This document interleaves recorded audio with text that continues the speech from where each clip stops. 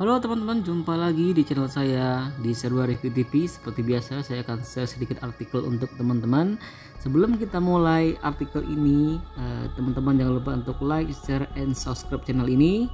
Semoga bermanfaat teman-teman ya. Oke, sekarang kita akan bahas 5 modus tipu-tipu pencurian data pribadi. Oke, sekarang nanti saya bacakan dulu semua aja, nanti kita bahas satu-satu sampai 5 ya. Oke, nomor 1 adalah pesan singkat. Pesan singkat yang menawarkan pinjaman online menjadi salah satu modus untuk mengumpulkan data pribadi warga. Pertama, tentang tren pesan singkat yang menawarkan pinjaman online tanpa jaminan. Itu oknumnya mengirim SMS atau pesan singkat lewat WhatsApp ya, secara acak ya. Oke, yang kedua adalah iklan baris online. Modus lainnya adalah dengan berpura-pura menjadi pembeli seperti pada aplikasi OLX dan Carousel. Di dua aplikasi iklan baris online ini, oknum akan berpura-pura menjadi pembeli. Ia kemudian meminta pertukaran data dengan dalih takut tertipu. Tapi data yang ditukarkan oknum dengan penjual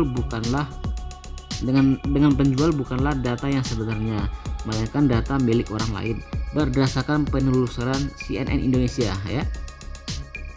Salah satu modusnya adalah dengan meminta foto KTP. 3.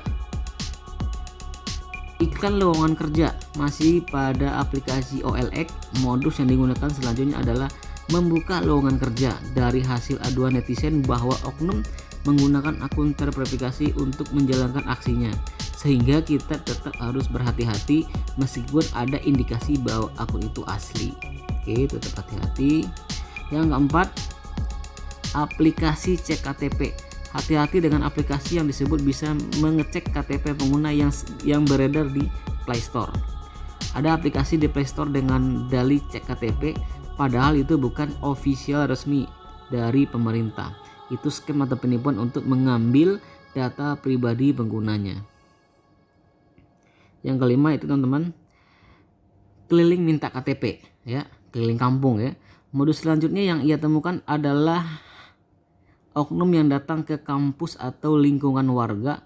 Mereka akan berpura-pura memberi reward dalam bentuk pulsa atau sembako, asal masyarakat mau memberikan data pribadinya. Untuk itu masyarakat wajib memiliki kesadaran agar tidak mengumbar data pribadi mereka seperti foto KTP, kartu keluarga, dan sebagainya. Masyarakat harus sadar tentang kepentingan data pribadinya. Sekarang banyak anak-anak yang baru punya KTP kemudian diposting di media sosial dan tanpa sensor. Gunakanlah media sosial untuk melakukan sosialisasi. Oke teman-teman, sekarang kita bahas yang nomor 1. Oke, yang nomor 1 adalah pesan singkat. Jadi pesan singkat ini teman-teman pasti sering dapat di SMS atau pesan berupa WhatsApp gitu ya, menawarkan pinjaman online dengan iming-iming suku bunga tuh 0% ya. Itu sering teman-teman. Nanti mereka minta suruh ngisiin kayak data ya, nik, terus kartu keluarga, tempat tanggal lahir, nama ibu kandung, biasanya begitu teman-teman ini. Padahal nanti teman-teman nggak akan di ACC ini ya. Dia hanya niatnya untuk mencuri data teman-teman. Jadi jangan sampai kayak gitu teman-teman ya. Seperti kayak koperasi-koperasi yang sekarang tuh banyak penipuannya ya. Hati-hati. Oke, yang kedua, iklan baris online. Oke. Untuk iklan ini, nah biasanya pembeli ya, nanti dia tuh nanti mau beli barang sama kita, tapi dia minta KTP kita sebagai jaminan. Dan nanti dia juga akan mengirim KTP dia, tapi itu padahal bukan KTP dia yang dikirim teman-teman ya, itu KTP orang lain ya. Dan kita pasti dengan lugu dan polosnya kita akan mengirim KTP kita yang asli, dan disitulah KTP kita akan disalahgunakan oleh si oknum tersebut ya. Nah di sini ada iklan lowongan kerja teman-teman. Nah kalau di iklan lowongan kerja juga kan biasanya juga ada tuh minta isi nama lengkap, tempat tanggal lahir, nama ibu kandung enggak kali ya, kartu keluarga. Jadi data-data tersebut nanti akan disimpan oleh mereka, dan teman-teman pun nggak bakalan terima untuk lama kerja di situ ya. Cuman intinya mereka hanya ingin mengambil data teman-teman. Balik lagi ke intinya ke situ ya, gitu.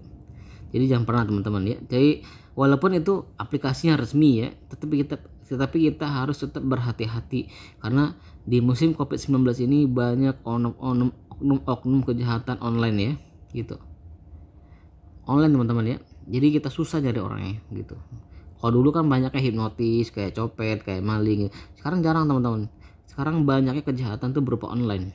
Karena saking berkembangnya dunia digital ini ya gitu. Dan mereka menyalahgunakan gitu.